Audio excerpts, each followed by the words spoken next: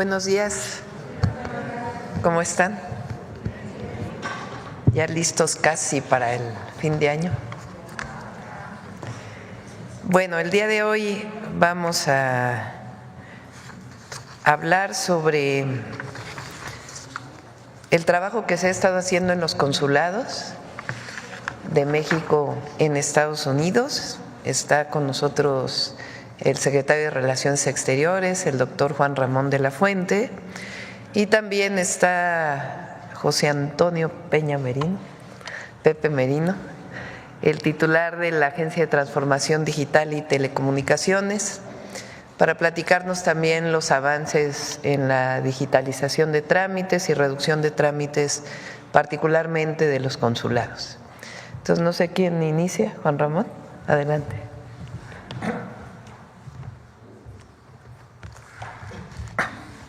Muchas gracias, presidenta. Buenos días tengan todas y todos ustedes. Si me ayudan con la primera diapositiva.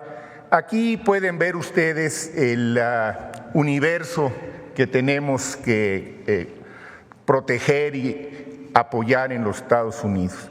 Hay 38.4 millones de mexicanos, de los cuales 11.5 de ellos son de primera generación. Hay 4 millones de migrantes indocumentados y 26.9 millones son de segunda generación. También hay un buen número de paisanas y paisanos que radican en Estados Unidos en condiciones más particulares. Los beneficiarios del programa DACA, los famosos Dreamers, como se les conoce, que son muy emblemáticos, 433,000, y quienes tienen visa ya sea de trabajadores agrícolas, que son los H2, o de los no agrícolas, que son los H2B, los agrícolas son los 2A, y otro pequeño grupo de visas de trabajo que se derivaron del Tratado de México con Estados Unidos y Canadá. Estas serían, digamos, en términos generales, las comunidades mexicanas en los Estados Unidos. La siguiente, por favor. Esta es una actualización muy breve de lo que tuve oportunidad de comentarles hace algunas semanas. Ya se cumplió prácticamente el año calendario, ya llegamos a diciembre y el modelo humanitario de movilidad que ha puesto en marcha el gobierno de México durante el gobierno del presidente López Obrador y que se le ha dado continuidad durante el gobierno de la presidenta Sheinbaum, pues ha funcionado. Como ven ustedes, se ha mantenido esta disminución muy dramática, diría yo, de 75% en comparación a hace justamente un año. Pensamos que es un modelo que funciona, que siempre puede perfeccionarse, pero que ha respondido de manera muy satisfactoria a este fenómeno que sigue y seguirá con nosotros. La siguiente, por favor. Para poder atender a nuestras y nuestros paisanos, México tiene la red consular más grande del mundo en un solo país. Es decir, ningún otro país del mundo tiene tantos consulados en otro país como los que tiene México en Estados Unidos. Son 53 consulados. El primer consulado se fundó hace 200 años, en 1824, en Nueva Orleans, y el último de ellos se echó a andar el año pasado, en New Brunswick. Entonces tenemos esta red consular que nos permite cubrir, yo diría que razonablemente, aquí vemos en cada entidad federativa, en cada estado de la Unión, cuántas y cuántos connacionales viven y cuáles son las circunscripciones que nuestra red consular tiene bajo su responsabilidad. La siguiente, por favor. Muy brevemente, solamente para recordar lo que nuestros paisanos y nuestras paisanas representan para la economía de los Estados Unidos. Representan una fuerza de trabajo muy importante, desde luego, ayudan muchísimo a la economía nacional y a sus familias. Mandan más de 60,000 millones de dólares al año, pero esto representa menos del 20% de lo que en realidad están generando con su trabajo. El resto se queda en los Estados Unidos.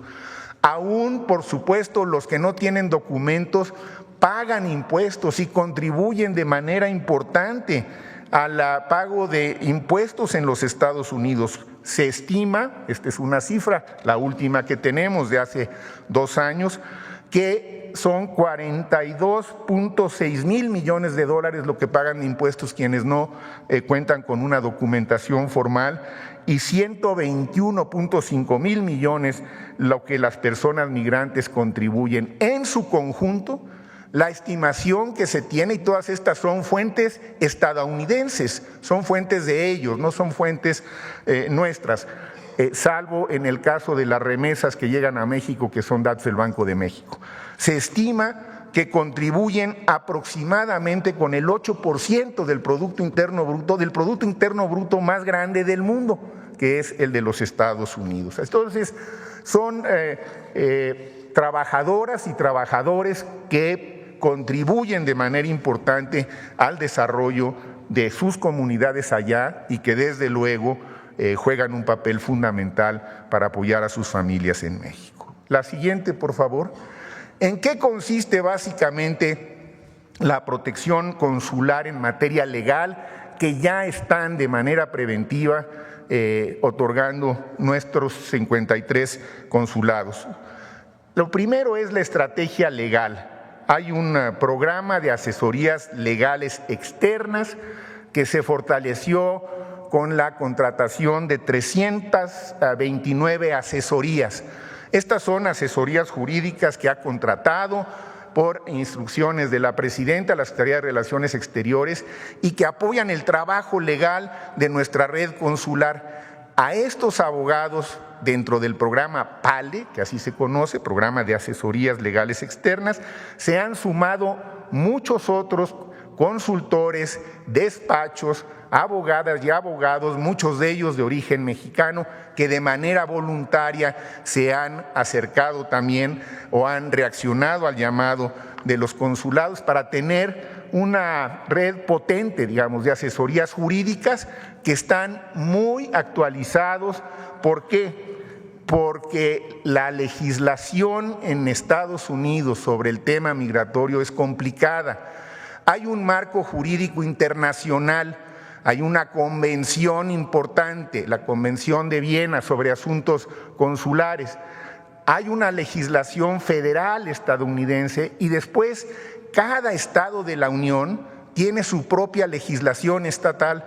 Entonces, las asesorías jurídicas tienen que considerar esos 3 marcos de referencia jurídicas y parte importante de lo que harán y estamos ya empezando a hacer es que el debido proceso se cumpla. Ahorita entro un poco más en detalle de eso, que nos avisen como lo marcan las convenciones internacionales a nuestros consulados cuando detengan a cualquier persona independientemente de su estado migratorio, que podamos tener actualizadas toda esta enorme diversidad de leyes y para ello ya se puso en marcha un observatorio, ahí está la liga, por si alguien quiere verificarlo, donde estamos permanentemente actualizando los cambios que se están haciendo en las legislaciones estatales para endurecer o no tanto, según el caso, las leyes migratorias. La siguiente, por favor. Tenemos un programa que es fundamental, que es preventivo e informativo. Conoce y ejerce tus derechos para la prevención y una respuesta rápida ante eventuales detenciones u otras acciones intimidatorias. A ver, para deportar a alguien de los Estados Unidos se necesita de una orden judicial, necesita haber una sentencia final de deportación o de remoción, como se dice legalmente. Después tiene que haber un proceso de detención y para ello hay una red de centros de procesamiento o de detención que operan fundamentalmente 2 agencias en Estados Unidos que dependen del Departamento de Seguridad Interna. Una agencia se conoce como ICE, por sus siglas en inglés, ICE, y la otra se conoce como CBP, por sus siglas en inglés. Una opera más en la zona fronteriza y otra opera más en el interior del país. Pero en todo caso, para que haya una deportación, tiene que haber una orden de un juez que así lo señale. Y ahí es donde vamos a estar muy pendientes de que se cumpla con el debido proceso. Cada consulado, en función de lo que les he comentado, independientemente del marco jurídico general, tiene un plan de acción local, porque hay un marco jurídico propio de esa entidad federativa. Y además, cada consulado ha construido una red de apoyo comunitario en el que participan iglesias, universidades, por supuesto organizaciones de migrantes, empresarios méxico-estadounidenses, servicios de salud, etcétera, que apoya y acompaña a nuestros migrantes en sus comunidades, que tienen pues una enorme dispersión y una gran diversidad. Y finalmente, hay un centro de información y asistencia a personas mexicanas, lo que se conoce como un call center, que ya está funcionando 24/7 y que pronto va a tener también la posibilidad de estar activo mediante un procedimiento muy sencillo, un botón de alerta que ya se puso de hecho en práctica en pequeña escala en algunos lugares y parece que está funcionando muy bien, en donde en caso de que te encuentres frente a una detención inminente, aprietas un botón de alerta, esto manda una señal al consulado más cercano y a los familiares que tú hayas previamente precargado en esa aplicación y desde luego a la Cancillería en México. De manera que esto nos permitiría estar alertas en el momento en el que alguien perciba el riesgo inminente de que pudiera ser sujeto a alguna detención. Y desde luego vamos a tener una mayor presencia en cárceles y centros de procesamiento y de detención. Yo ya visité varios, los cónsules están instruidos, tenemos que mantener una interacción continua con los oficiales, tanto de la agencia ICE como de la agencia CBP. Hay que estar en contacto con ellos porque ellos van a ser finalmente con quienes tengamos que ver cuáles van a ser los procedimientos que procedan en caso de que hubiera algunas detenciones. La siguiente, por favor. La otra línea que ha instruido la presidenta es el contacto directo con las comunidades y ya empezamos. Yo personalmente he asistido a algunas de estas reuniones abiertas en donde lo que se trata son, primero, decirle a nuestras y nuestros paisanos, no están solos y no van a estar solos. ¿Qué otros servicios sociales del gobierno mexicano pueden requerir en estos momentos?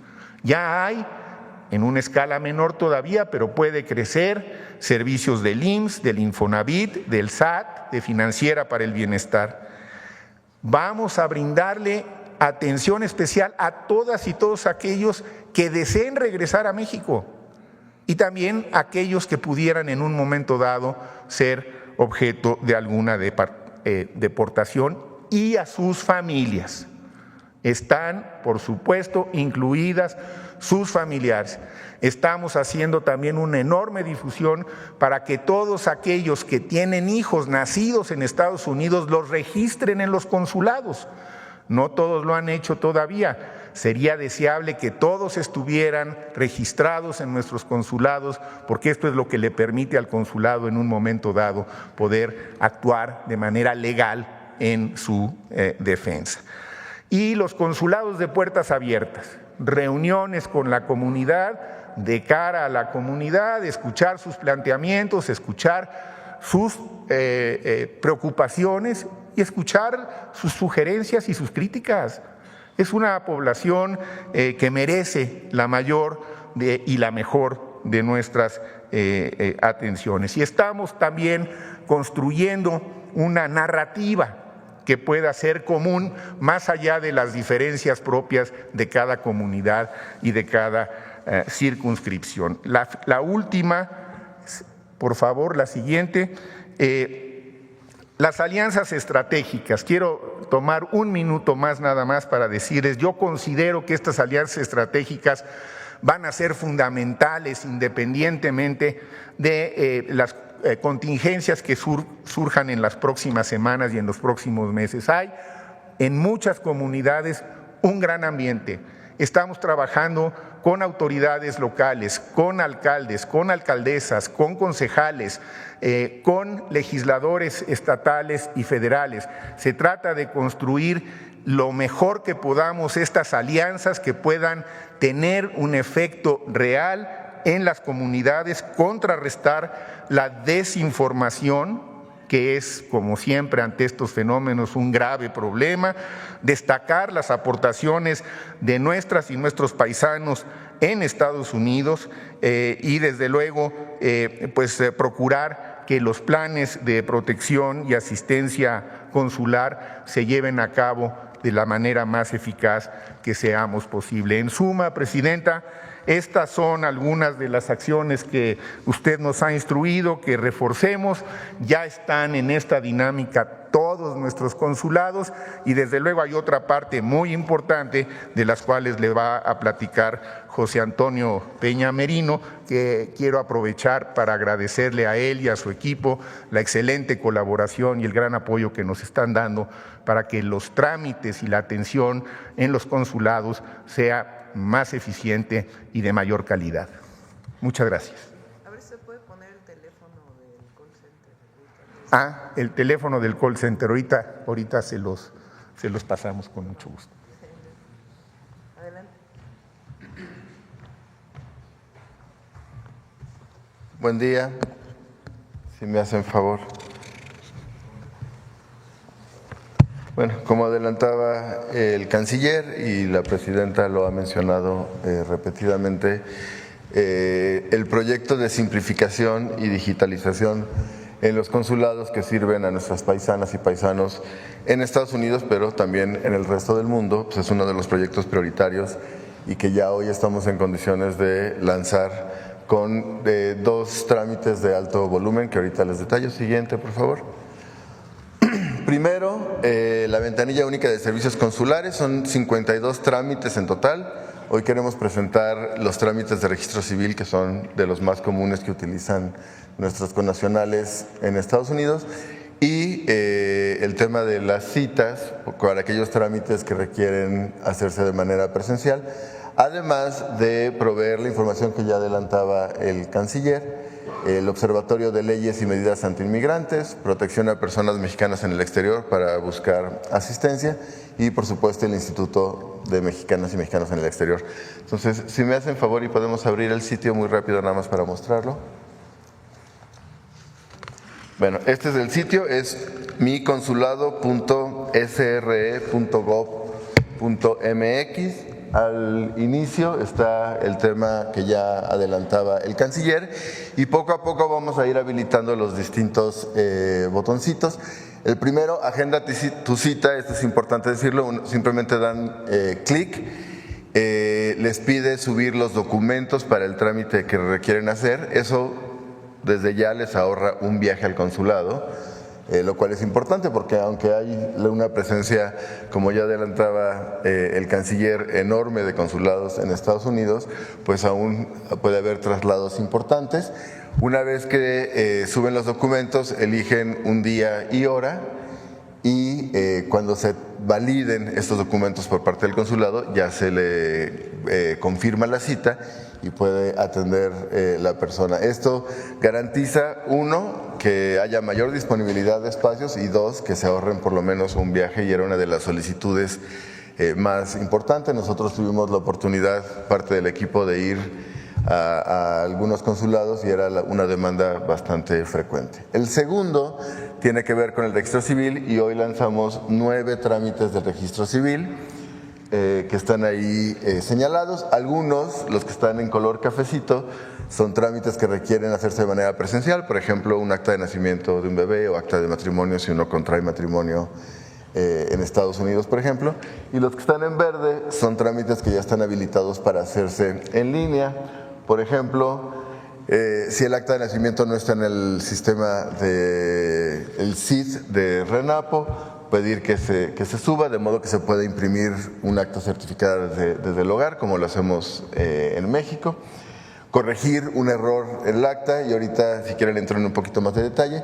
Simplemente en los que están en línea hacen clic en seleccionar e inician el trámite en línea, y el resto del proceso pues se hace de principio a fin. Ahí esto, si regresamos si quieren a la presentación, implica dos trayectos. La siguiente, por favor. Uno, un esfuerzo de simplificación importante, por ejemplo, en actas de nacimiento, para aquellas de doble nacionalidad, pasar de 9 a 3 requisitos, o en el registro de personas nacidas en México que por alguna razón no se registraron en nuestro país y residen en el extranjero, de 10 a 3 requisitos. Es una reducción muy sustantiva. El reconocimiento administrativo de identidad de género de 3 a 2, matrimonio de 12 a 5 y defunción de 3 a 2.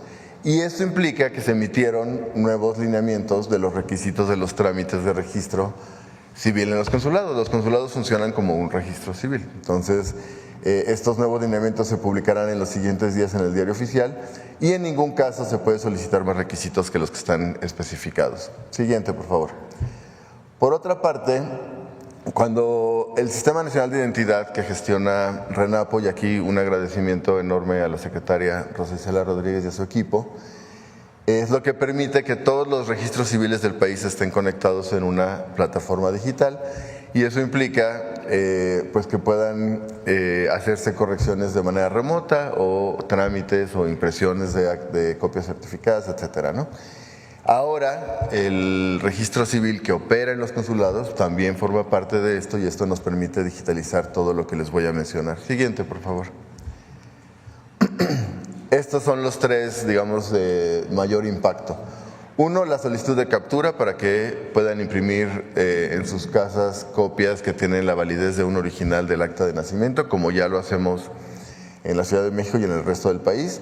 Dos, corrección de extractos, y esto les voy a dar un ejemplo. Si por alguna razón en el acta de nacimiento estaba mal nuestro apellido, nuestro nombre, le pusieron MA en lugar de María, o Velázquez con S en lugar de con Z, o bueno, cualquiera de estas posibilidades, pues nuestros connacionales tenían que venir hasta su estado en donde fueron registrados, solicitar esta corrección y hacer todo el trámite, ¿no? Y eso pues evidentemente implicaba que no pudieran hacer el otro trámite que seguramente buscaban hacer con el acta corregida, ¿no?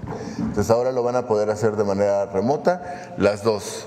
Uno, corrección de extractos, que es cuando en el libro está correcto pero en el acta está incorrecto, o aclaración de actas, que es cuando desde el libro está incorrecto algún dato, ¿no? Y estos trámites, por supuesto, se pueden realizar desde Estados Unidos, pero desde cualquier parte del mundo.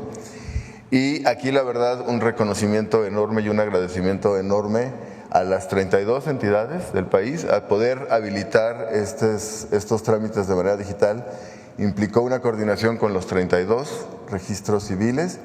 28 ya están implementados, nos faltan 4 que son estados en los que había una transición de gobierno, pero se van a concluir en fechas muy pronto, ¿no? En las siguientes semanas o días, y eso permite además que al habilitar esto para nuestros connacionales en Estados Unidos y el resto del mundo, pues realmente ya lo habilitamos para todos, ¿no? Es decir, si hay una persona nacida en Oaxaca que vive en Baja California, pues también podrá hacer, por supuesto, de manera remota la corrección y aclaración de actas. Entonces, la verdad, un esfuerzo enorme por parte de los gobiernos estatales, por parte de la Secretaría de Relaciones Exteriores, los consulados y la Agencia de Transformación Digital. Siguiente, por favor. Y lo que les decía de las citas, los documentos se suben en formatos digitales en miconsulado.sre.gov.mx, seleccionas fecha y día con disponibilidad y los documentos se validan y se informa por correo electrónico o el medio de contacto que hayan compartido la aceptación de la cita, o bien si se requiere algo más. No es un rechazo propiamente de la cita, Puede ser que al subir un documento digital no sea legible para el consulado, entonces piden que se suba una versión legible, etcétera, ¿no? Siguiente, por favor. Y esto es, no voy a leer todos, por supuesto, pero esto es todo lo que viene, ¿no? Iniciamos la ventanilla con estos trámites del registro civil. En enero nos vamos a dedicar a hacer un ejercicio de simplificación y digitalización. Eso está haciendo ahorita, ¿no? Pero se publica en enero, de pasaportes. En febrero, sobre todo, temas de visado. Siguiente, por favor. Marzo, distintos trámites también frecuentes como de homenaje, certificados. En abril, otra serie de trámites y así hasta el mes de junio, en donde queremos agotar la totalidad de trámites que requieren nuestros connacionales y permitir, pues, por supuesto, una interacción mucho más efectiva, cercana, por parte de la Cancillería y de todo el Gobierno de México. Muchísimas gracias, Presidenta.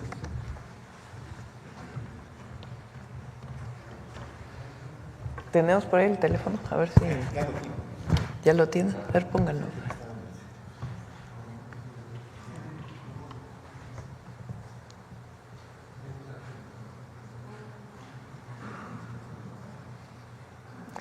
Es para las y los mexicanos en Estados Unidos. Este es los teléfonos donde pueden llamar 24 horas al día, 7 días a la semana, para cualquier asesoría y en particular si hay algún problema jurídico, legal, que sepan que van a ser apoyados. Bueno, antes de pasar, este llamado que hicimos con el himno migrante y el llamado que estuvimos haciendo a muchos mexicanos y mexicanas en el exterior, nos enviaron varios videos, ¿verdad? A ver si los podemos pasar.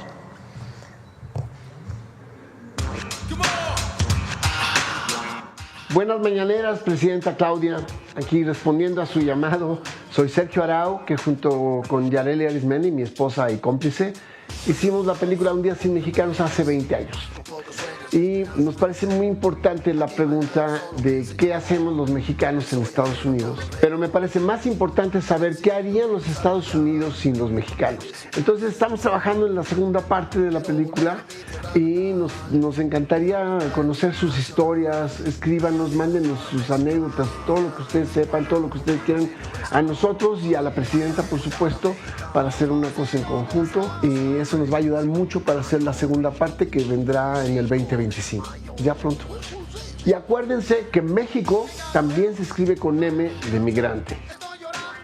A day without a Mexican. No more burritos in your restaurant. A day without a Mexican. Hola, soy René Viena, un orgulloso inmigrante mexicano que vivo aquí en la bandera de Arizona desde hace 30 años. Algunos dicen que los inmigrantes solo tomamos los trabajos y no contribuimos. Eso es totalmente falso. De hecho, yo genero empleos para más de 60 americanos.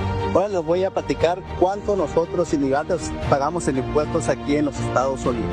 En 2022, los migrantes contribuimos con $96,700 millones en impuestos federales, estatales y locales. En ese mismo año, se estima que el número de personas mexicanas en Estados Unidos fue de 5 millones, 45% del total. Lo anterior implica que las personas migrantes mexicanas contribuimos con cerca de $43,500 millones al gobierno de los Estados Unidos. Ahora ya lo saben, las y los inmigrantes mexicanos trabajamos muy duro y también pagamos lo justo para apoyar la economía de los Estados Unidos. Mi nombre es Heriberto Berreta, originario de Guazumán, Michoacán, y quiero mandarle un saludo desde aquí, desde mi fábrica de paletas del estado de Washington, aquí para que vean nuestra presidenta, Claudia Sheinbaum, que desde aquí la estamos apoyando, para que vea que nosotros los mexicanos venimos a trabajar duro aquí para mandar recursos a nuestros familiares a México, que el gobierno de Estados Unidos vea que también no somos una carga para el país y que nos acepten tal y como somos, como personas trabajadoras. Entonces, ahí le encargo a nuestra presidenta que abogue por nosotros los migrantes. Hasta ahorita estamos muy orgullosos de ella y que así siga en el segundo piso de la cuarta transformación. ¿No tienen más? A ver, otros dos más por ahí.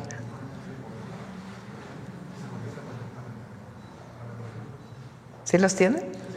Desde Denver, Colorado. Felicidades a todos los inmigrantes del mundo en el Día Internacional del Inmigrante. Buenos días a todos los mexicanos y mexicanas, donde quiera que se encuentren.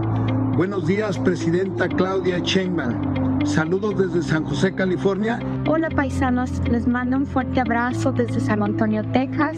Muchas felicidades en su día. Somos la salsa que le damos el sabor a la economía de Estados Unidos. ¡Viva México desde Taft, California! Doctora Claudia Sheinbaum, un orgullo tenerla como nuestra primer mujer presidenta de México. Confiamos en ustedes. Un abrazo desde Denver, Colorado. Hola, somos las Twins, Ellie y Maggie. Desde Santa Mónica, California. Le mandamos un fuerte abrazo desde Canadá y que viva México. Presidenta Claudia, le mando un abrazo desde Francia. Aquí pasamos mucho frío, pero nos cobijamos con el amor del pueblo de México que no tiene fronteras. Desde el área de la Bahía de San Francisco le mando un caluroso saludo. Aquí como en toda la Unión Americana habemos millones que la apoyamos. Claudia, desde Minnesota, aquí en Estados Unidos, queremos mandarte todo nuestro apoyo. Contamos con el pueblo de México y que viva México. Mandamos un gran abrazo desde Barcelona. Desde el río San Logan, en Montreal. Doctora, desde Hawái, los mexicanos te apoyamos. Desde Madrid, todo el apoyo desde Francia. Su servidora Stephanie Fernández le manda un abrazo con mucho cariño desde el Círculo Polar Ártico Noruega.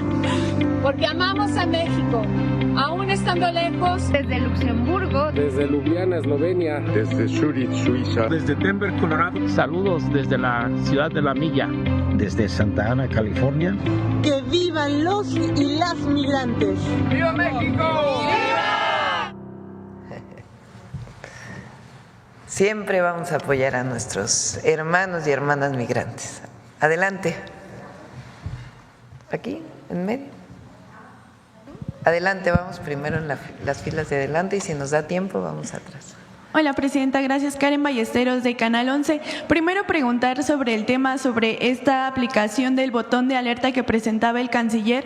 Si nos puede detallar cómo va a funcionar exactamente, quién la está desarrollando, cuándo empezaría a funcionar y si es similar a la aplicación que se tiene ahora en la Ciudad de México.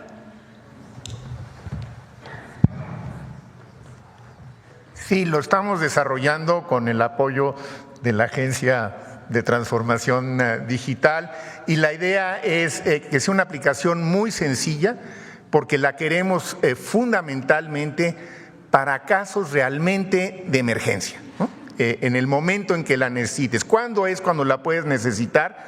Pues cuando te sientas que estás frente a una detención inminente y lo único que hace, que es importantísimo en el proceso, primero, avisarle al consulado para que el consulado tenga notificación y se pueda movilizar al más cercano en el que te encuentres. Obviamente detecta tu ubicación. Segundo, avisarle a los familiares que tú hayas previamente seleccionado que quieres que sepan, que es otro problema que a veces ocurre, la comunicación entre quien pudo haber sido detenido y sus familiares. Y tercero, notificar directamente a la Cancillería. Entonces, es relativamente sencillo, tiene únicamente esas tres funciones. Les decía yo que algunos abogados que nos están auxiliando de las asesorías que se han contratado en Dallas, Texas, tienen un procedimiento muy similar que lo han estado utilizando con buen éxito, o sea, funciona. Lo más importante, si alguien por alguna razón llega a ser detenido, independientemente de su estatus migratorio, es que el consulado debe estar informado. Por ley lo tendría que hacer la agencia que ejecutó la detención. En general, hasta ahora se ha estado haciendo. Esos son los reportes que tenemos. Pero de cualquier forma, esto es lo que garantiza que el consulado esté enterado y podamos tener una reacción rápida. ¿Y para cuándo se tendría? 6 ¿se de tiene enero. una fecha estimada? ¿6 de enero? En enero. Ok, muchas gracias. En otro tema, Presidenta, bueno, igual sobre migración, ayer se reunió la secretaria de Gobernación, Rosa Isela, con Sergio Céspedes, el próximo titular del Instituto Nacional de Migración, saber sobre qué giró esta reunión, ¿cuáles son las prioridades que usted le daría, ¿no? O las instrucciones que usted le daría al próximo titular sobre las acciones prioritarias desde el Instituto Nacional de Migración y cuándo él tomaría ya el cargo oficialmente? Sí, va a haber un periodo de transición. Es un tema obviamente delicado y entonces va a haber un periodo de transición entre Francisco y Sergio Salomón. Y además vamos a hacer algunas modificaciones al Instituto Nacional de Migración que permita convertirlo realmente más bien en un instituto de apoyo a la movilidad humana. El instituto tiene distintas funciones, desde la función de recibir a nacionales y extranjeros en los aeropuertos, en lugares autobuses, etcétera, en donde hay estaciones de migración, hasta pues la parte de, digamos, control de migración en el sur del país y varias funciones que tiene el instituto. Entonces, queremos hacer una transformación profunda del instituto y mientras tanto pues va a haber un periodo de transición y ya lo estaremos informando. Y quien está encargada pues es la secretaria de Gobernación con el apoyo de Relaciones Exteriores. Okay. Ayer también se daba a conocer este anuncio por parte del llamado zar de la frontera que indicaba que a partir de la entrada de Donald Trump al gobierno de Estados Unidos se comenzaría con esta detención de familias migrantes. Incluso mencionó que no importaba si había niñas, niños que habían nacido en Estados Unidos, también que comenzaría, ¿no?, a detenerlos, a ponerlos en estos centros de detención que pues se habían erradicado con el gobierno de Joe Biden. Saber cuál es su postura, la postura del gobierno, el llamado que hace sobre todo para la protección de las infancias migrantes. Lo primero es que las y los mexicanos que trabajan en Estados Unidos cumplen una función muy importante. Para la economía de México sí, con las remesas que envían y el apoyo que envían a sus familias, que es un apoyo al país, pero también cumplen una función muy importante para la economía de los Estados Unidos. Y por eso la información que hemos estado dando y que vamos a seguir dando. Y es una información que hemos dado al gobierno de los Estados Unidos en este momento con la administración Biden y que vamos a seguir insistiendo con la administración del presidente Trump. Segundo, pues darle la protección a las y los mexicanos que están en Estados Unidos y por eso lo que presenta hoy el canciller, que sepan que tienen derechos, que no se puede deportar a una persona tomándola y llevándola a la frontera, sino que tiene que seguirse una serie de procedimientos legales que son procedimientos en Estados Unidos. Entonces, estamos haciendo esta campaña en Estados Unidos a través de los consulados para que las y los mexicanos sepan cuáles son sus derechos y en caso de alguna detención, pues que puedan llamar al consulado para que reciban todo el apoyo jurídico y legal. Entonces, es esta visión que tenemos de apoyo a las y los mexicanos en Estados Unidos, de conocimiento de lo que aportan las y los mexicanos en nuestro vecino país y al mismo tiempo pues todo el apoyo que tenemos que dar en caso de que se dé una situación de deportaciones a las familias mexicanas, todo el apoyo legal y también en México, cuando lleguen a México, que sean recibidos bien, con una bienvenida. Gracias. En otro tema, ayer daba a conocer sobre este albazo que intentó, que realizó el IFT. ¿Nos podría dar más información sobre estas concesiones? ¿Por qué no platicas? Con su permiso.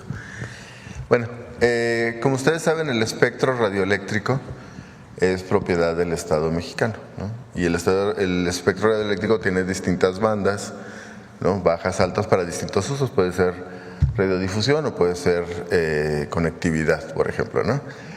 El IFT tiene dos funciones centrales. Una tiene que ver con el tema de competencia y la otra tiene que ver justamente con la otorgación de espectro y licencias, ¿no? Y esto, como en cualquier otro bien público, se hace por medio de concesiones, ¿no? Como ustedes saben, inició con la iniciativa que presentó el presidente Andrés Manuel López Obrador el 5 de febrero, pues la propuesta de simplificación que incluye la desaparición del IFT.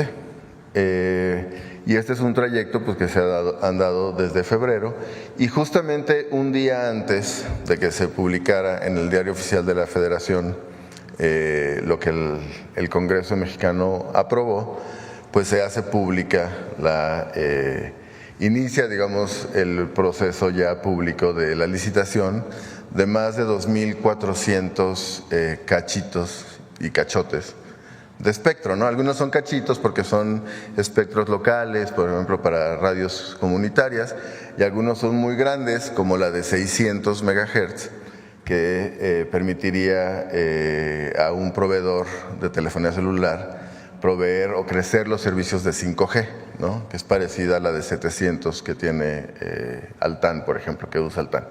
Entonces, nosotros creemos tres cosas de manera importante. Uno, creemos que el proceso de licitación ocurra con la configuración final que tendrá el regulador de telecomunicaciones, ¿no? No es apegado a lo que llaman en inglés due diligence o diligencia apropiada, que si hay una institución que se está reconfigurando, que entre sus atribuciones está la de otorgar concesiones de espectro, pues esto ocurra mientras justamente está modificándose, ¿no? Esto da certeza jurídica tanto al Estado mexicano como a quienes adquieran concesiones de espectro. Segundo, creemos que la licitación como está planteada pues no cumple a cabalidad con algunos objetivos de cobertura social, ¿no? Y esto es importante porque es parte del mandato que tiene el propio IFT y que está en la ley y en la Constitución, que el tema de cobertura en general, ¿no? Pero sobre todo cobertura social para extractos de menores ingresos o áreas remotas en donde no hay infraestructura. Y tercero, pues el tema del cobro de espectro, que es parte del aprovechamiento que tiene que tener el gobierno mexicano. Entonces, nosotros creemos que el Pleno… Lo que vamos a hacer es que vamos a cancelar. En primer lugar, la posición del gobierno de la presidenta, y que evidentemente compartimos nosotros, es que esta licitación se frene, ¿no? En segundo lugar, esto tiene que aprobarse y nosotros creemos que así va a ser en los siguientes días por los comisionados del IFT que frenen esta licitación. Y en tercer lugar, hay una estrategia junto con la consejera jurídica Ernestina Godoy, pues para justamente garantizar que en la siguiente semana y media, 2, esto quede frenado y en su caso se vuelva a iniciar el proceso una vez que esté configurado el nuevo regulador de Telecom y el nuevo regulador de competencia, ya como está establecido en la reforma del 28 constitucional. No se van a entregar. No. O sea, lo que dice el decreto que salió publicado en el Diario Oficial de la Federación es que tienen que extinguirse, tiene que haber un decreto de extinción de estos organismos que sale ya en estos días. El IFT se divide en 3 áreas, sus funciones. Una va a la agencia digital, otra un organismo que se va a crear en donde van a estar juntos una parte de las funciones del IFT y la COFESE. Es un organismo descentralizado que vamos a crear el próximo año, ya en enero, con sus leyes secundarias, y otra parte se va a comunicaciones y transportes. Quisieron dar un albazo, imagínense licitando todo lo que queda del espectro. Entonces, pues no se puede permitir eso, porque la decisión es del Estado mexicano. No es la decisión de unos cuantos personas que son parte hoy del IFETEL que molestas por una, supongo, ¿no? Quienes quisieron dar este albazo. Entonces no va a proceder. Vamos a hacer todo lo jurídico que sea necesario para que no proceda, porque no es correcto. ¿Quién dio esa concesión del 5G? No, se abre la licitación. O sea, abrieron la licitación de todo lo que queda de la banda, pues no.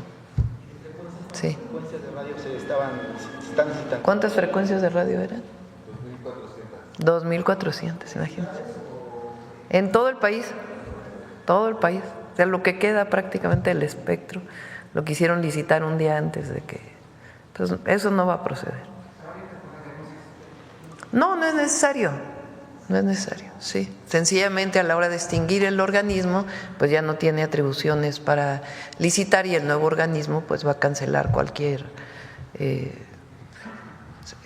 licitación que pretendían hacer. Bueno, a ver, acá.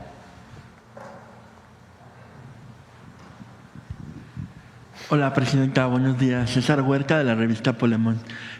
La primera que quiero hacer la pregunta es sobre lo que veíamos de Arau, del Día Sin Mexicanos. Me llamó mucho la atención que vaya a ser esta segunda parte y va relacionada con que en la mala noticia de que deportaran a mexicanos, ¿usted tiene pensado un programa que pudiera incorporar a estos mexicanos a la economía pues de México, a que aportaran al PIB, considerando que, como lo muestra la película de Un Día Sin Mexicanos, pues los mexicanos son muy trabajadores y son muy calificados, e incluso aquí nos llegó a decir muchas veces el presidente López Obrador que se llevaban a soldar a muchos mexicanos, a hacer muchos trabajos que en realidad en Estados Unidos ya no había quien lo pudiera hacer como además son en la los película. mejores.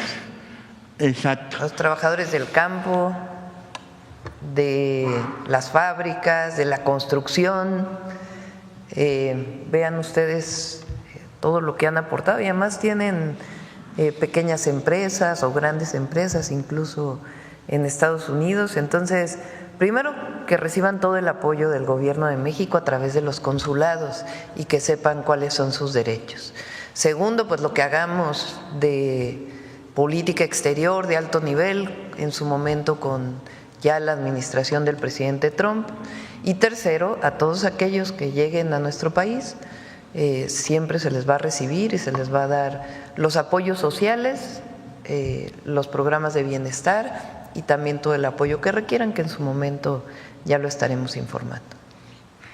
Y Un Día Sin Mexicanos pasa por Canal 11, no lo había anunciado. Pasó el 25. Bueno, a ver si la pueden volver a pasar. Otra vez está no la anunciamos. Y en efecto, Sergio Arau con su compañera van a hacer la segunda parte. Es una película muy buena porque muestra qué pasaría si dejaran de trabajar los mexicanos que viven en Estados Unidos un día. Entonces tiene alguna parte pues más en una sátira, digamos, pero muestra de fondo lo que significan las y los mexicanos en Estados Unidos. Sí. Y, Presidenta, es diciembre y yo sé que estamos en un modo como navideño, con amor y buenos deseos, pero hay quienes parecen estar caminando en otra vía y están muy enojados y siguen difundiendo ataques. Por ejemplo, está Héctor Aguilar Camín, quien aseguró que en México la democracia fue destruida con las armas de la propia democracia y advierte que su gobierno, pues el próximo año ya será tiránico, que empieza ya la tiranía en el próximo año, ¿no? Es decir, que ya estamos casi en una dictadura.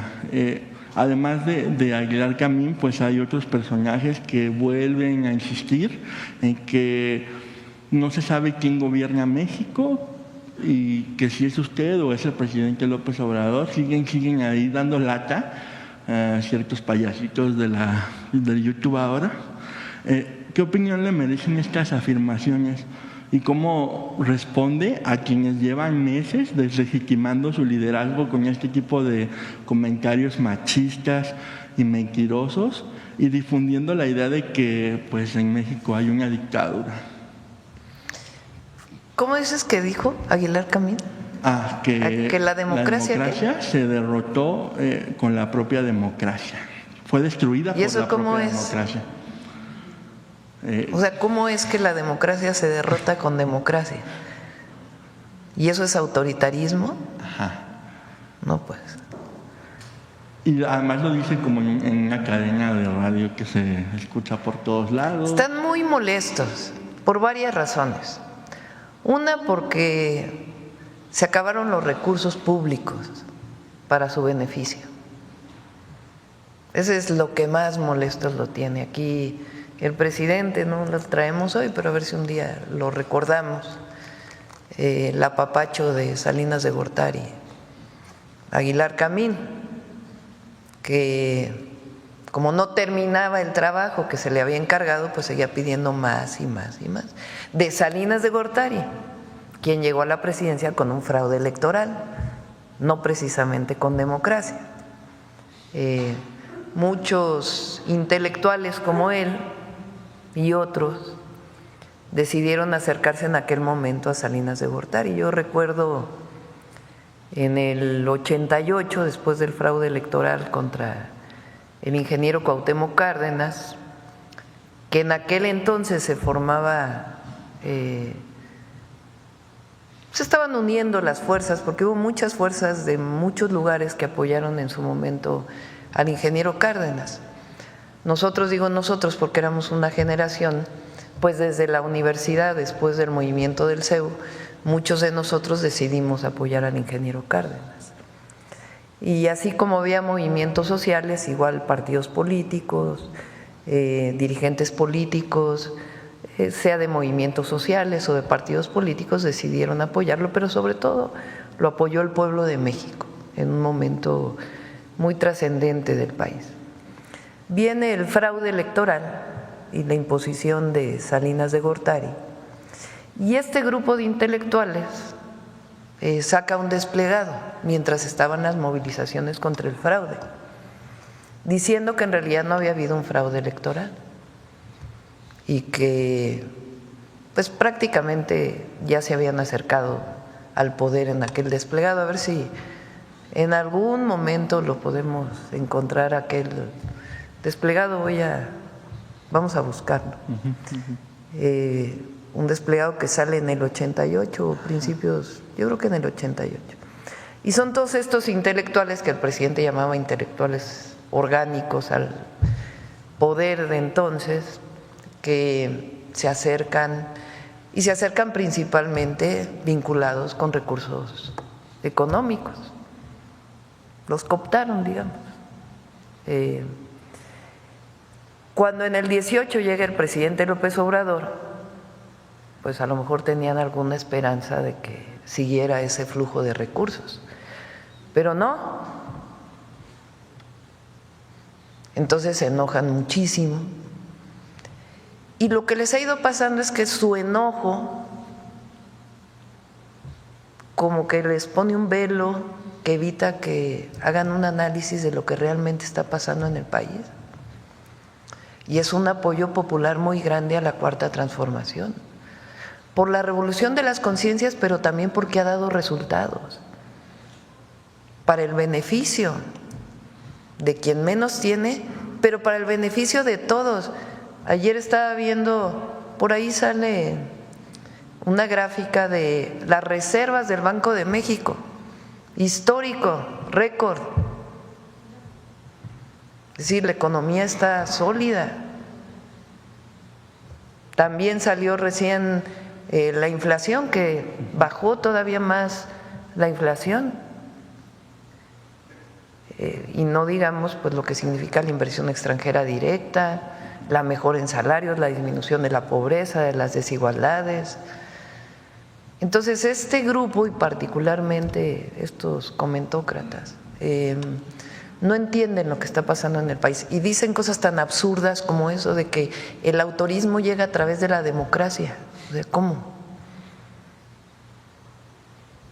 Entonces, lo que hay es un gobierno del pueblo, por el pueblo y para el pueblo, y va a seguir habiendo. porque no nos vamos a alejar del pueblo de México. Entonces, si en el 18 tenían esperanzas de recibir algún apoyo económico, pues en el 24 a lo mejor también tenían un poquito de esperanza de que las cosas cambiaran. Pero si nosotros venimos luchando en este movimiento desde hace años, ¿cómo nos vamos a traicionar a nosotros mismos? Entonces, esta idea de que gobierna López Obrador desde Palenque, pues la verdad es que ¿a quién le importa? Que lo sigan creyendo ellos, ¿no? La verdad. O sea, que sigan haciéndose las ideas que quieran hacerse. La gente sabe que hay un gobierno que responde al pueblo de México, que responde a los principios de la Cuarta Transformación, que responde a los principios del humanismo mexicano, de la economía moral, y que no nos vamos a traicionar ni a nosotros mismos ni al pueblo de México. Entonces, cualquiera que creyera que no iba a haber reforma al Poder Judicial, que no íbamos a aprobar los programas de bienestar, que no íbamos a desaparecer los organismos autónomos, que no representaron lo que supuestamente iban a representar, que era el combate a los monopolios, sino sencillamente actuaron en contra de las empresas públicas y al mismo tiempo hicieron un dispendio de recursos que todos conocemos, la cantidad de recursos públicos que se utilizaron para beneficio personal. Entonces, sencillamente estamos siguiendo lo que siempre defendimos. Entonces, ellos pueden seguir escribiendo. El asunto es que ellos se alejan cada vez más. Cada vez menos personas los siguen. Cada vez menos personas los leen. Pero bueno, hay democracia, ¿no? Porque siguen escribiendo lo que ellos decidan y va a seguir habiendo, porque hay libertad de expresión, libertad de reunión, libertad de manifestación, y la democracia la entendemos como el gobierno del pueblo, por el pueblo y para el pueblo. Muchas gracias, Presidenta. Y hablando de estas buenas noticias, como lo que nos mostró ahora con la gráfica de las reservas, en términos económicos, pues México también cerró con cifras récord en inversión extranjera y en empleo. O sea, en empleo hay muy poco. Empleo récord, inversión extranjera directa récord, reservas del Banco de México récord, inflación bajando. ¿Qué estrategias tiene planeadas para impulsar este crecimiento, como ese buen deseo del 2025? ¿Qué han pensado para que se mantenga también este ritmo y que el 16, si mal no me equivoco, bueno, en la tercera semana de enero, considerando la primera semana como el fin de diciembre y el principio de enero, vamos a presentar lo que llamamos el Plan México, del que hemos hablado aquí en la mañanera. Vamos a tener una reunión con el Consejo de Empresarios que presentamos aquí, empresarias, y estamos trabajando en esto que llamamos el Plan México, que tiene como objetivo el fortalecimiento de la economía nacional, impulsando la economía desde abajo, que es nuestra visión, con obras públicas, de inversión pública, obras de inversión mixta y el esquema de inversión privada que estamos planteando. Porque la relocalización de empresas va a seguirse dando en nuestro país. Y lo que queremos con esta relocalización y con el impulso a la economía nacional, desde la microempresa hasta grandes empresas, es fortalecer lo que se fabrica en nuestro país, las cadenas de valor, disminuir las importaciones y fortalecer la economía nacional. Hay un plan ya establecido con metas, objetivos claros, que tenemos que publicar de incentivos cada mes, cómo van a ser los polos de bienestar, en dónde van a estar ubicados, qué orientación económica van a tener, en cada sector de la economía, cómo vamos a generar estas cadenas de valor. Entonces hay un proyecto para el país de largo plazo, no solamente para el sexenio, evidentemente nosotros tenemos que desarrollarlo en el sexenio. Entonces, esto nos pone en otra condición, no solamente es lo que se pensaba en el periodo neoliberal, que no debería de haber política industrial, llegaron a decir esa barbaridad, y que el mercado iba a resolver todos los problemas. No, nosotros pensamos que el Estado tiene una parte muy importante, la iniciativa privada tiene otra parte importante, pero tiene que haber un plan y una conducción. Y eso es lo que estamos obligados a hacer. Se hizo en el primer periodo de la Cuarta Transformación y ahora nos toca pues este segundo piso. Muchas gracias, presidenta. Alma.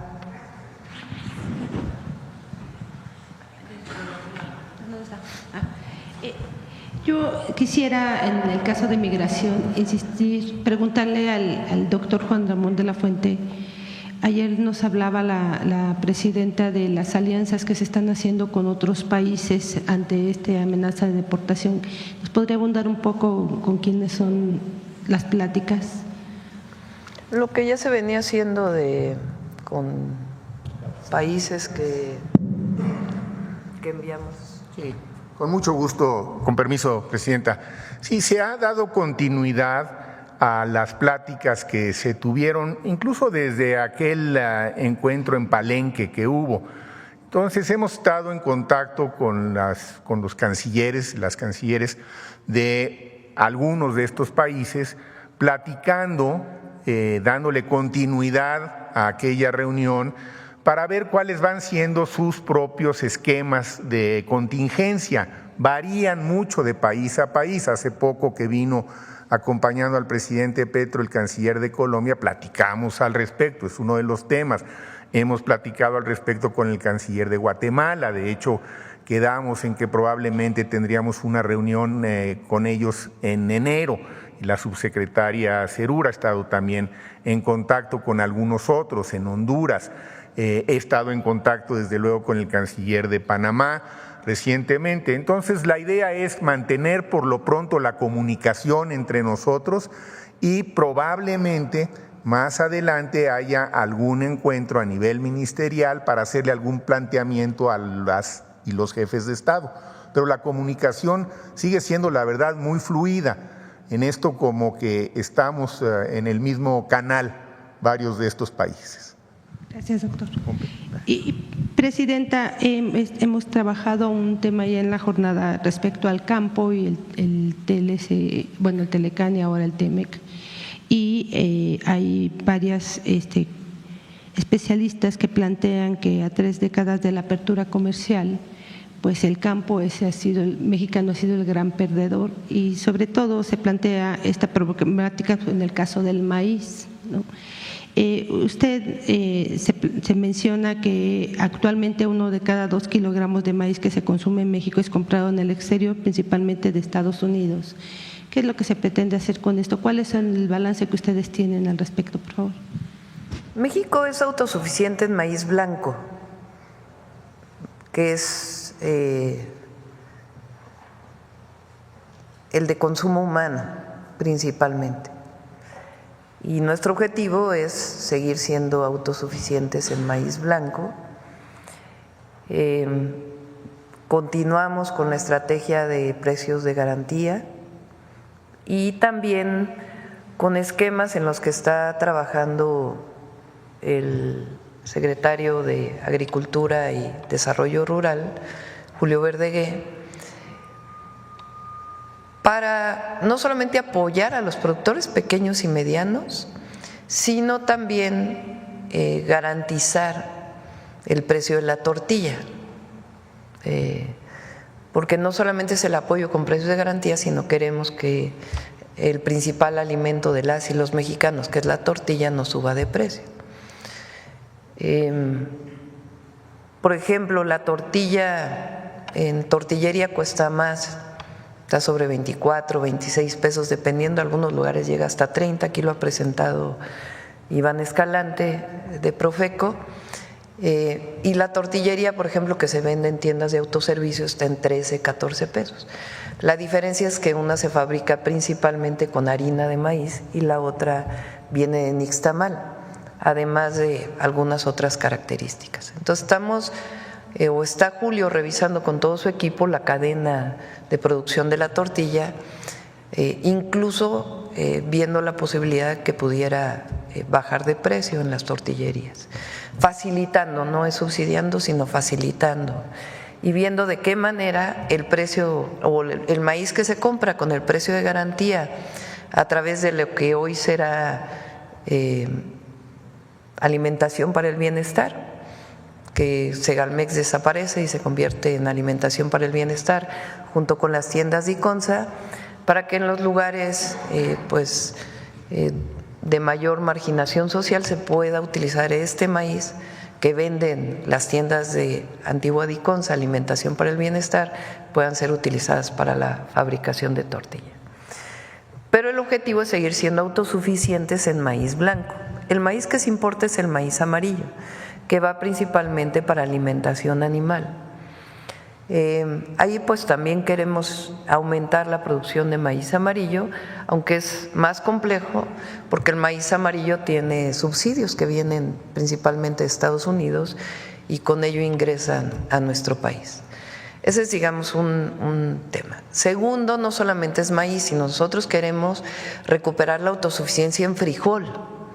Frijol estamos importando 300,000 toneladas de frijol al año.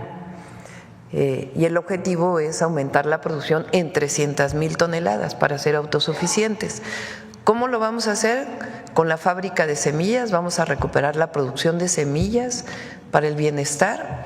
La antigua Fábrica Nacional de Semillas que estaba en Zacatecas la estamos recuperando y se van a hacer esquemas de semilla mejorada de frijol junto con los productores. No se trata de modificaciones transgénicas, sino sencillamente de mejorar las semillas a través del propio proceso con los productores y el trabajo del INIFAP y otros institutos de investigación de nuestro país. Vamos a aumentar la producción de arroz. ¿En dónde? Principalmente en Campeche. Campeche era un gran productor de arroz y con la entrada del libre comercio desde el 92 fue cayendo y hoy importamos un porcentaje de arroz impresionante. Entonces, particularmente en Campeche, porque hay agua en Campeche y porque hay productores que todavía conocen cómo se siembra el arroz, vamos a aumentar la producción del arroz. Entre otros productos que buscamos la autosuficiencia, que es diferente a la palabra soberanía alimentaria, que es un proceso continuo, la soberanía. ¿Qué pasó en los últimos años? Pues una sequía muy prolongada en el país.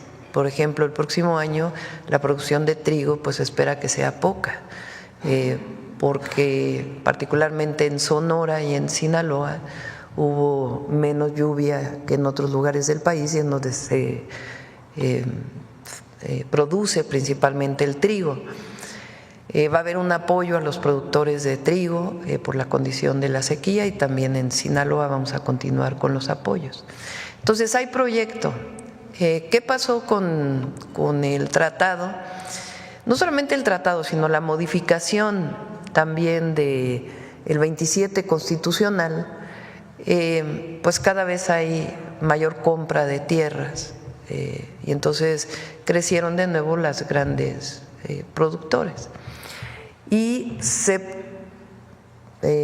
impulsó mucho la agricultura de exportación, particularmente los grandes productores. Entonces tenemos agricultura de exportación desde el aguacate o el jitomate o otra agricultura de exportación, que es importante, pero nosotros lo que queremos apoyar pues es la producción nacional y la autosuficiencia. Entonces tenemos proyecto, además de precios de garantía, producción para el bienestar, fertilizantes gratuitos, Sembrando Vida, se va a apoyar con un programa que se llama Cosechando Soberanía, que tiene que ver con créditos y algunos otros esquemas de producción para el bienestar. ¿Las importaciones de maíz amarillo entonces van a disminuir o cuánto es lo que tienen ahorita proyectado? Por lo pronto es difícil en este momento disminuirlas, pero sí es un programa para el sexenio que también busque la producción en nuestro país no transgénica. Y Ricardo Monreal dijo que ya está lista una iniciativa. Sí, vamos a enviar la iniciativa. La iniciativa que envió en su momento el presidente López Obrador tendría que haberse aprobado en este periodo. Como no se aprobó, hay que enviar una nueva iniciativa. La estamos trabajando y la vamos a enviar en enero. Y tiene que ver principalmente con la protección del maíz que se siembra en México, aunque también hay maíz híbrido en México, que no es transgénico, pero sí se depende de la compra de semilla. Y nosotros lo que queremos es fortalecer pues el maíz criollo, que se recupere la siembra del maíz criollo y la protección del germoplasma, que se llama, que es la biodiversidad genética.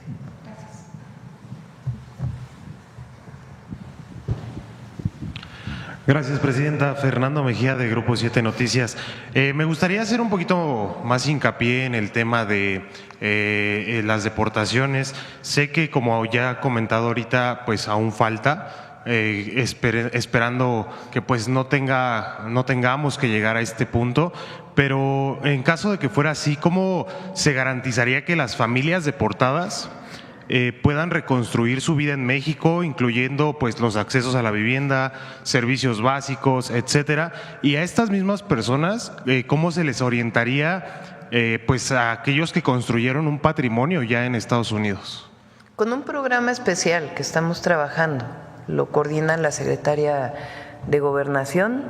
Lo primero pues es apoyar a los mexicanos y mexicanas que viven en Estados Unidos con todo lo que planteó el canciller.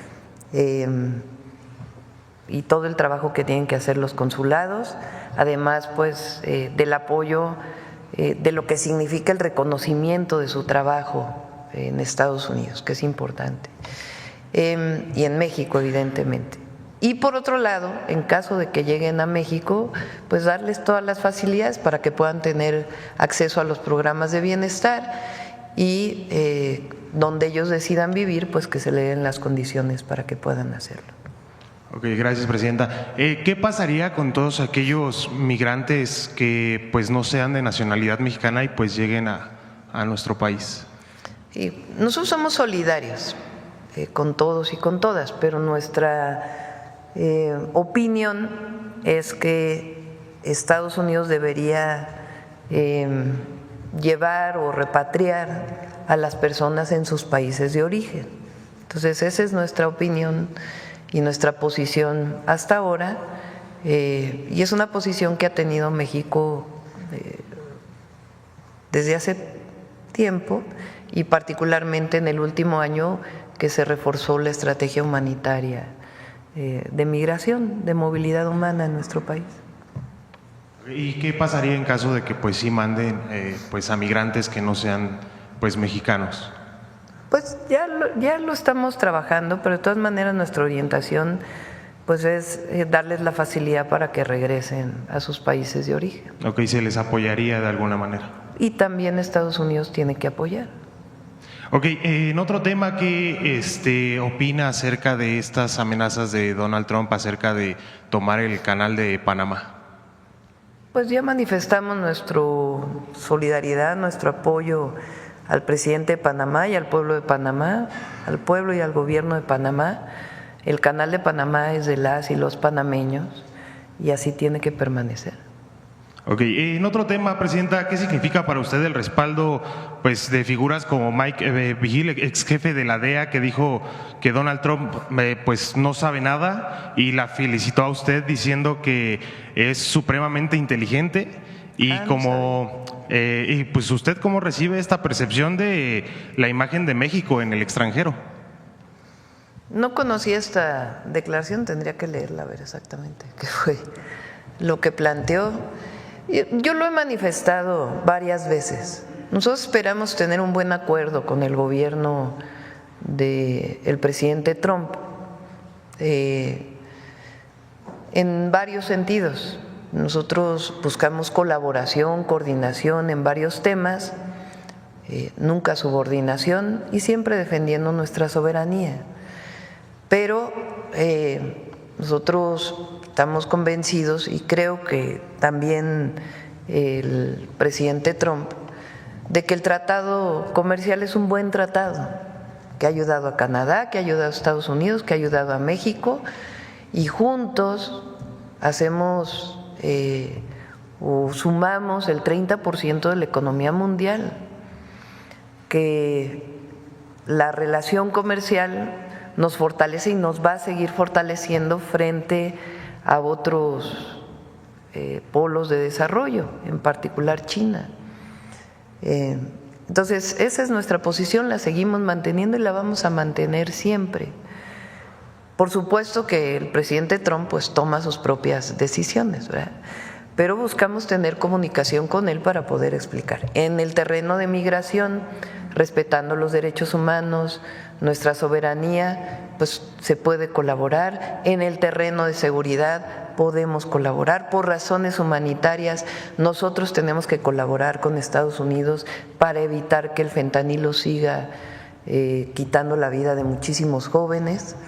El día 7 de enero vamos a presentar la nueva campaña de fentanilo y también una miniserie aquí en La Mañanera que va a ampliarse en los canales públicos sobre cómo es que se creó el fentanilo y cómo es que llegó a ser la crisis que representa hoy, particularmente en Estados Unidos.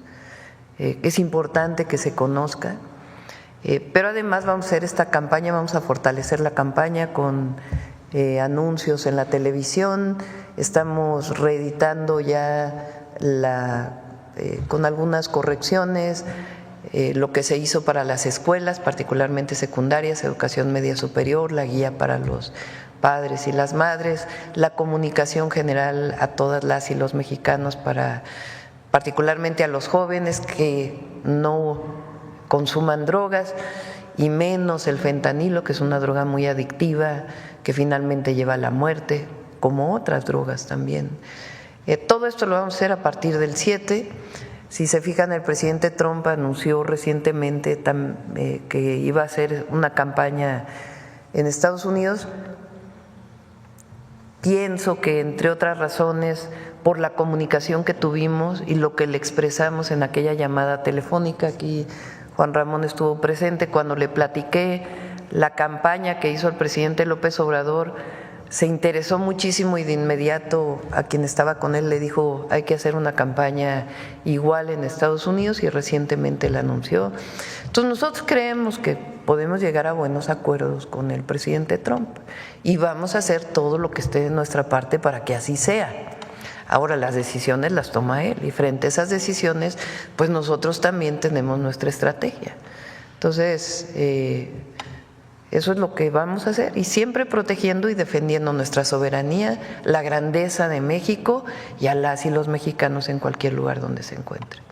Ok, muchas gracias, Presidenta. Para terminar mi intervención, estando a unos días de finalizar el año, básicamente a una mañanera de terminar el año, me gustaría poder preguntarle cuál es el pronóstico que usted tiene para México para el 2025, es decir, qué expectativas existen para el crecimiento de México. Muy bien, nos va a ir muy bien.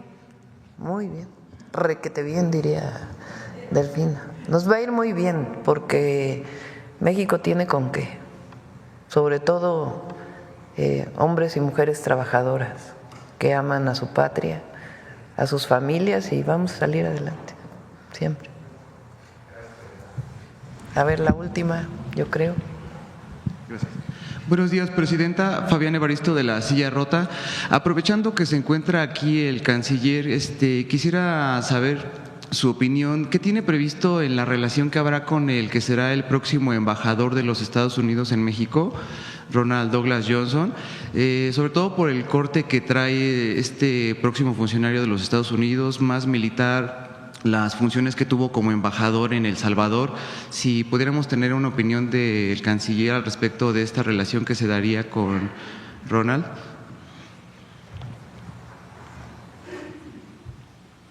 Con mucho gusto, con permiso. A ver, la diplomacia es la diplomacia y tiene reglas que son universalmente aceptadas independientemente de los antecedentes de quien las ejerza.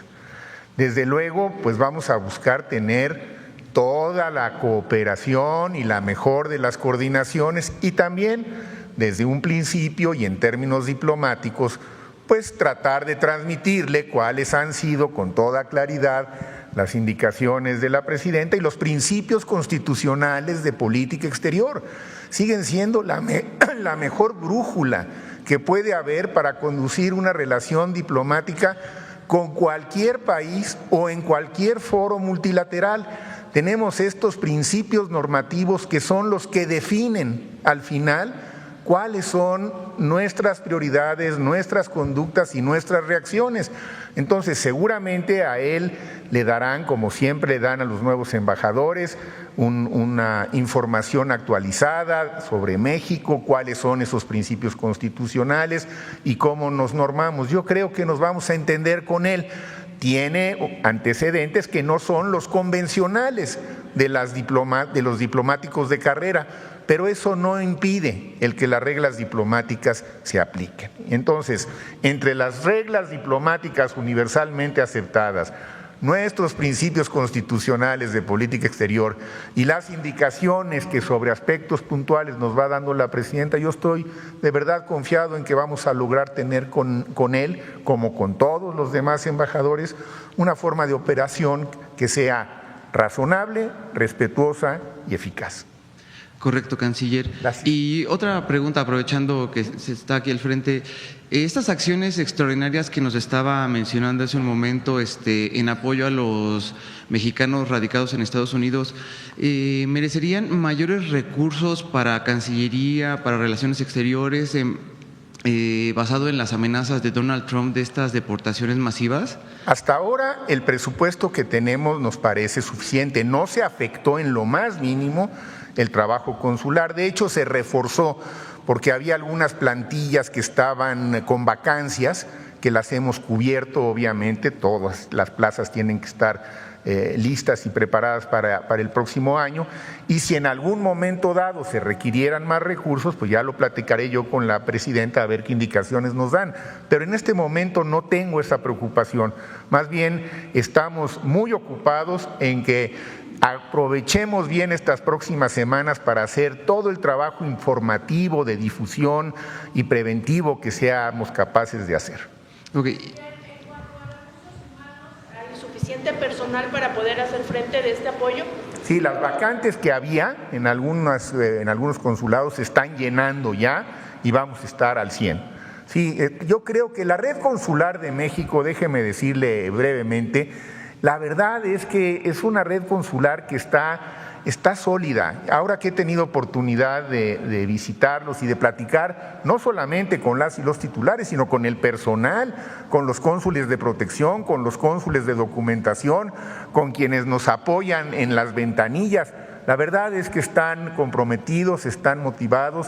Yo creo que tenemos una red consular que va a estar a la altura de las circunstancias y pues lo está supervisando también de manera directa la presidenta. Entonces podríamos hablar de que recursos materiales, monetarios y humanos están, por el momento, cubiertos desde el Estamos por el momento cubiertos y si surgieran algunas necesidades adicionales, pues en su momento las platicaríamos con la presidenta para dárselas a conocer y recibir sus indicaciones.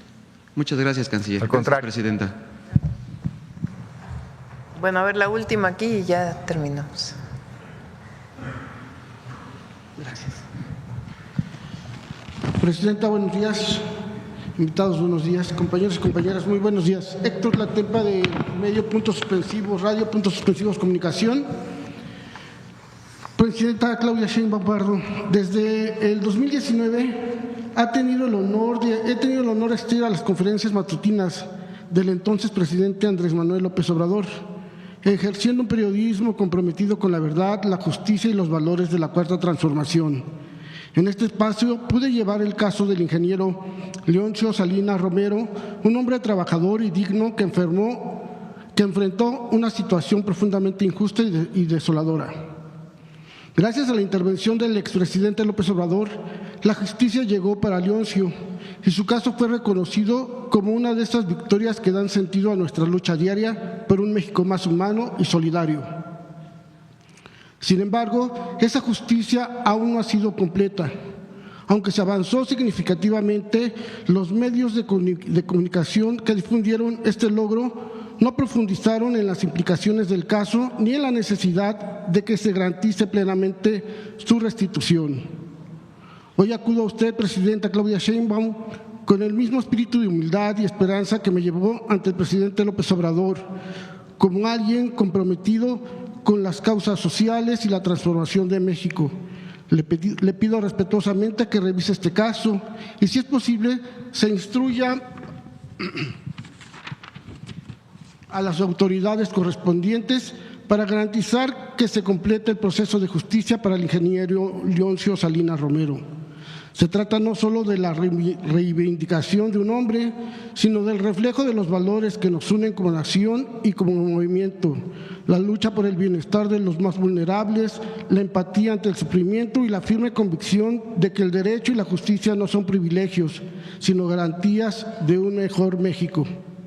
Le agradezco de antemano por su atención y por mantener abierta esta ventana de diálogo con el pueblo, y con todo respeto, Presidenta.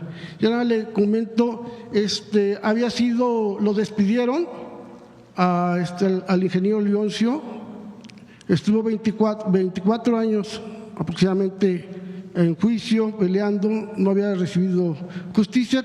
El presidente dio instrucción, incluso aquí mismo dijo que si había sido injusto su despido, él iba a dar las indicaciones, pero tenían que revisarlo. Se revisó y lo incorporaron. No encontraron ninguna de las acusaciones, no se pudo sostener y regresó allá en Salina Cruz a trabajar. El problema fue que, aunque tienen un mismo número de empleado, ¿sí?, empezó como si fuera su primer día de trabajo. No le respetaron toda su antigüedad. El señor ya tiene más de 70 años. Ya no puede caminar, ya tiene enfermedades, debido también a consecuencias de la edad y de todo el proceso que llevó. Lo único que él pide es ya poderse jubilar, que le respeten todo el tiempo que estuvo trabajando, más el tiempo que estuvo en juicio. Eso es lo único que pediría, que se le revisara, y si usted considera que sí es injusto, pues que pudiera darle indicación. Sí, cómo no, con gusto. Gracias. En otro asunto, perdón. En otro tema, Presidenta, un ciudadano mexicano, precisamente también que está aquí el secretario de Relaciones Exteriores, un ciudadano mexicano nos hizo llegar su denuncia debido a que el pasado 14 de octubre presentó en la Embajada de México en Marruecos para solicitar una atención. Al llegar se encontró con varias barreras que dificultaron su experiencia. Los guardias locales no hablaban español y, lo más preocupante, ningún miembro del personal de la embajada salió a atenderlo, a pesar de que era evidente que se trataba de un mexicano en busca de asistencia. Esta situación pone de manifiesto un problema recurrente entre los migrantes mexicanos que residen en el exterior: la falta de atención y humanismo por parte de algunas representaciones diplomáticas. Los ciudadanos que votan por la transformación de México en el exterior esperan que las embajadas y consulados sean un reflejo de los principios de esta cuarta transformación, ofreciendo un servicio cercano, accesible y humano. Sin embargo, situaciones como esta generan la percepción de que fuera del país se les sigue dando la espalda. Y para esto tengo algunas preguntas. ¿Qué medidas están tomando? Ahorita ya presentaron varias, pero precisamente en estos países o en estos lugares fuera de Estados Unidos, en donde quizá porque son muy pocos los hermanos que están migrantes en otros países, ¿qué medidas se están tomando para asegurar que las embajadas y consulados de México brinden una atención más humanista y eficiente a los migrantes, garantizando que se respete su dignidad y derechos? Sería todo en ese sentido. Sí, viene a principios de año una reunión que se hace normalmente con todos los embajadores y embajadoras, y vienen también los cónsules. Entonces vamos a insistir mucho en la principal función, además de representar a nuestro país en el exterior, pues es la protección de las y los mexicanos fuera de México. Bueno, ¿una más? Una más, perdón.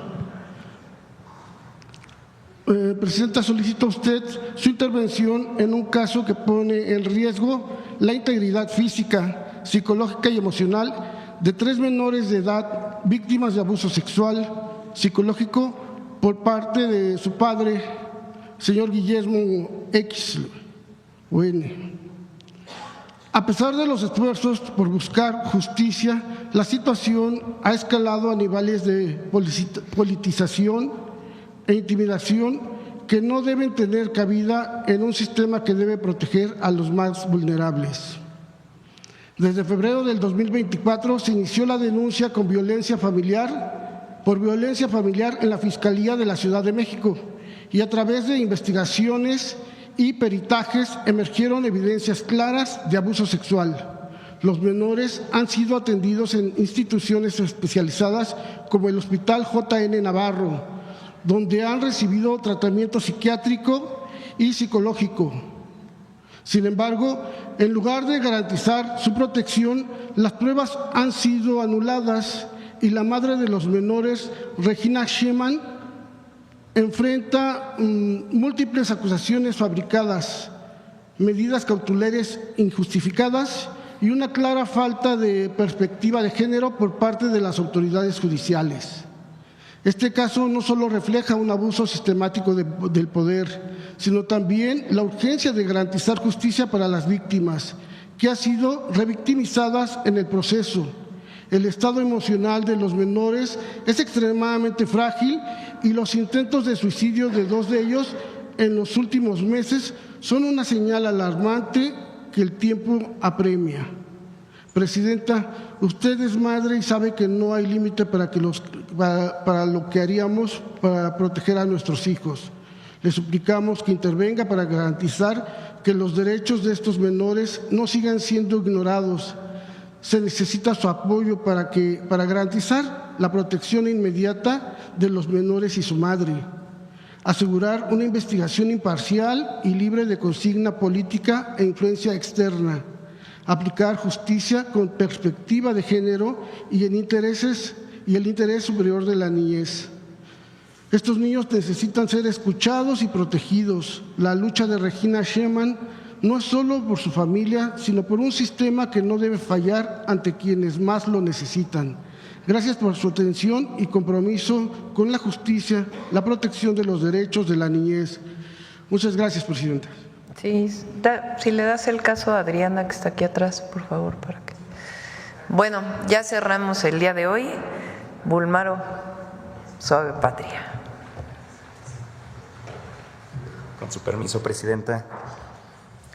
Quihatzi, desde Palacio Nacional. Les acabo de saludar en la lengua ñañú u otomí, como muchas y muchos de ustedes lo conocen, y también forma parte de las 10 lenguas indígenas más habladas aquí en la Ciudad de México. Como cada semana, en la sección Suave Patria, la pasión y los sueños las presentamos de diferentes maneras, se viven de diferentes formas. Como en el caso de doña Mireya Montañez y sus compañeras, que entre gritos, aplausos, han encontrado en el softball una manera de superarse, una manera de reír, de brindar el apoyo entre ellas mismas. Por ello, la siguiente cápsula que les vamos a demostrar refleja que el deporte softball nos da historias muy inspiradoras. Con el permiso de usted, Presidenta, amigas, amigos, veamos la cápsula. Pues yo siempre he sido una persona activa, ¿no? Que me gusta hacer ejercicio, me gusta hacer deporte. Yo empiezo en el béisbol, en el softball, porque mis hijos iban a practicar en los campos de Naucalpan, los llevábamos a entrenar. Entonces estaba jugando un equipo y le dije a mi marido, como que me llama la atención, yo quiero jugar este deporte. Antes del accidente donde perdió parte del brazo, Mireya quería jugar voleibol, pero su destino estaba en otra parte. El softball se convirtió en un camino de vida, un camino que lleva recorriendo con orgullo por más de 3 décadas. En la liga comunitaria, ella es una estrella del diamante. Tienes que tener mucha mente fría para pensar qué pichada es la adecuada para dominarlas.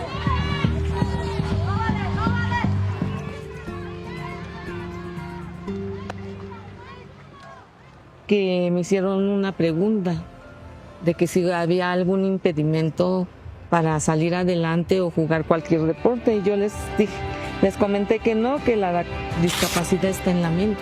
En un torneo que fui a Sinaloa, pues la verdad perdimos, pero la porra estaba bien caliente, ¿no? Y me estaban echando porras, ¿no? Y todo el estadio que mire ella, o sea, dices, no inventes, o sea, yo nunca pensé en mi vida que iba a vivir una situación así. Ya tengo como 30 años jugando, entonces pues, ya es mi pasión, ¿no? Yo creo que ya hasta que me muera, o me muero en el campo de softball o de algo, ¿no? Pero no, ya no lo dejo.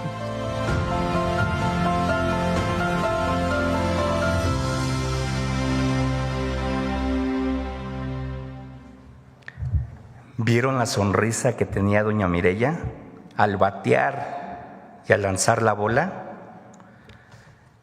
Lo que les queremos decir, lo dice ella claramente, muchas veces la discapacidad está en la mente, porque el pueblo de México es tierra de campeones y campeonas. Hamadi. Muchas gracias. Permiso, Presidenta. Un saludo desde aquí a Mireya. Bueno, nos vamos a Guadalajara. Gracias. Nos vemos el lunes.